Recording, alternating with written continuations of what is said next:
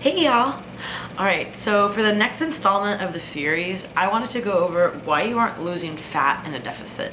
Now, of course you're probably losing fat, but some people would literally just stop, plateau, and other people are losing super slow and they think they should be losing faster than they are. So there's a few things, there's a lot of things, actually not a few, there's a lot of things that this could be. I'm just going to talk about a few and how I would kind of combat this with myself or clients or just anyone who asks me this question. I think there's a few key things that we should look at before determining if it's really the deficit or if it's a few things that you're doing yourself. The first thing to look at is training intensity. A lot of people, and I've been in there too, kind of forget that training intensity is so important. Just training in general is important for fat loss, for muscle maintenance. You can only diet for so long, right? You can push yourself probably a little bit harder in the gym.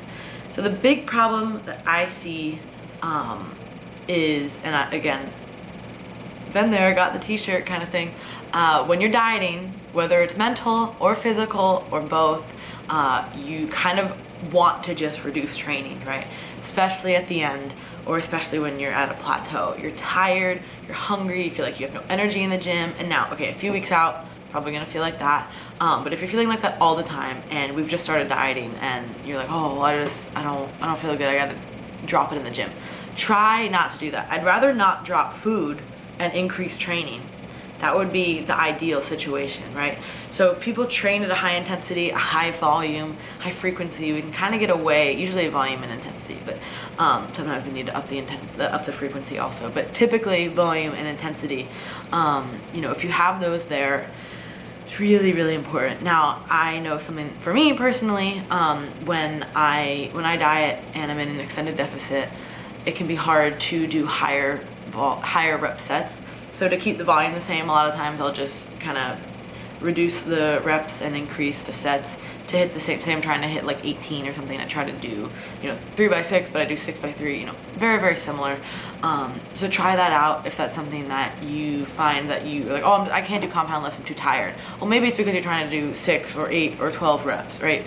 Maybe try to do less, 3 to 6 instead. I know I already said 3 to 6.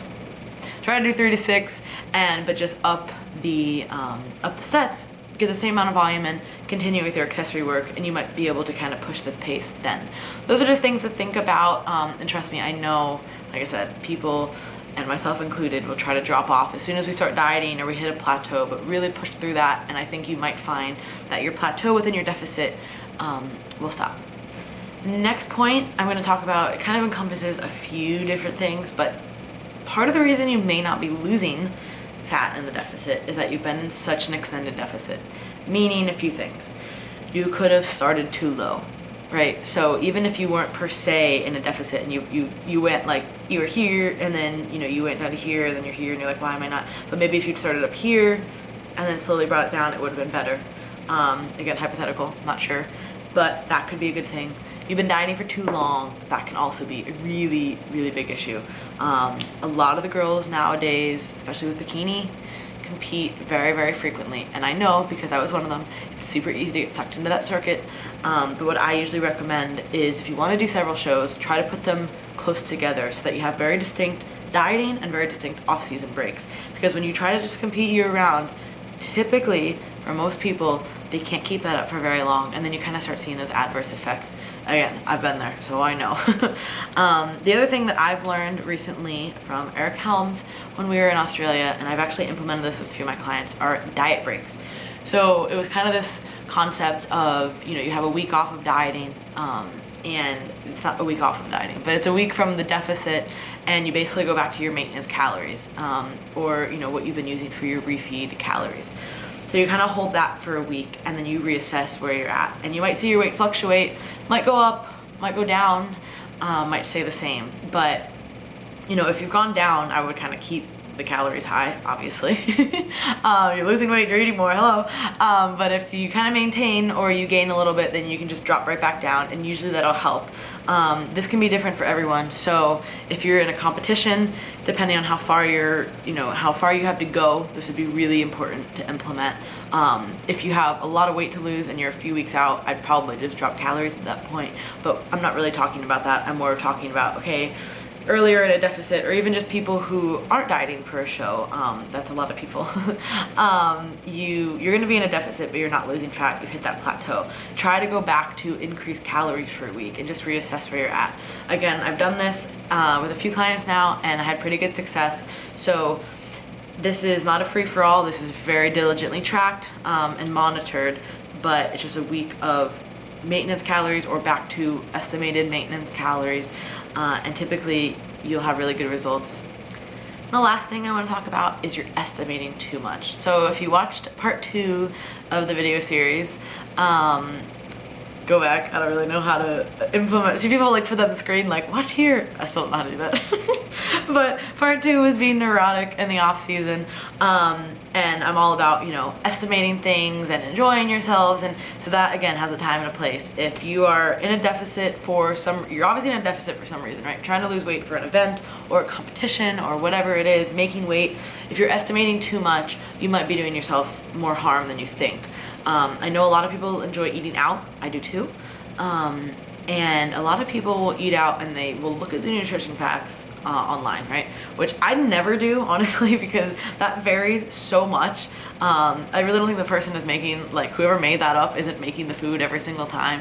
So you're really not sure what's in that or how much of that is accurate, right? So it can be a good guideline, like, okay, this says that it has roughly this much, but I've done stuff where I looked it up and I'm like, okay, I've tracked macros for several years, I know that is not accurate.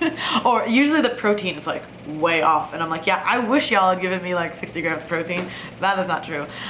So usually what I do is I try to order as many single ingredient foods as I can if I'm trying to be stricter. Especially if I'm in a deficit, I'm ordering mostly all single ingredient foods, typically dry, and if I need more carbs and fats, I can have that on the side. Like, hey, you know, could I have, you know, a steak with vegetables and butter on the side?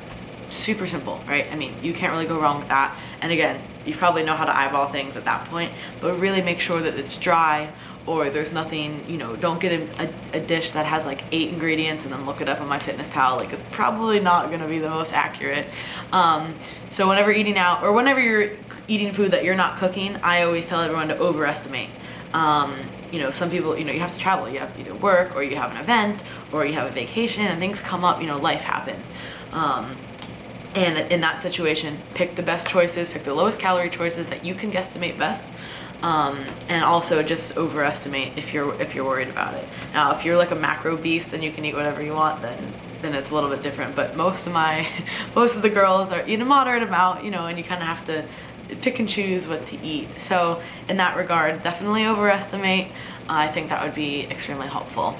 So those are my 3 big reasons why you may not be losing fat in a deficit. Again, there is probably 100 reasons why it could be, but I would zero in on one of those 3 first and then kind of play around with it and hopefully like break through your plateau. Thanks for watching, y'all.